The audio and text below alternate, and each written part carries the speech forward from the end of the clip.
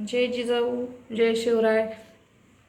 तर मराठा बांधवांना मला एक सांगायचं आहे की ह्या फडणवीस सरकारनं आपल्या मराठा समाजाचा कसा तमाशा केलाय ती की ज्यावेळेस आपल्या तोंडाला घास येईल त्यावेळेस ह्यानं खाली पाडून दिलेला आहे. जसं की मुंबईला गेल्याच्या नंतर सख्यस्वरीची अंमलबजावणी करतो म्हणून आदेश काढला, ती ग्रॅज्युएट ही लागू करतो, ती आपली म्हणजे दिशाभूल केली, आपल्याला विश्वासात घेतलं आणि तिथून आपला समाज माघारी पाठवला आणि ती पण आपली दिशाभूल केली. आणि परत आता आणखीन दादा उपोषणला बसले होते तर त्यावेळेस पण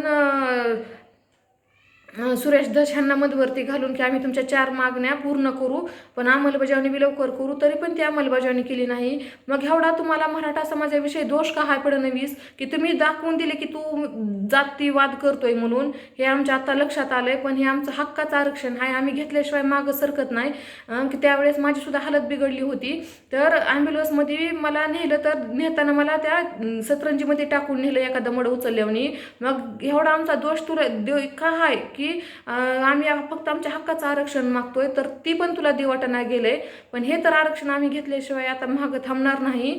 आता आम्ही जर शेवटचा पर्याय आमचा आता मुंबईला येण्याचा आहे तर आम्ही लवकरच मुंबई गाठू आणि आमच्या हक्काचं आरक्षण घेऊ. आरक्षण आमच्या हक्काचं नाही तुझ्या बापाचं.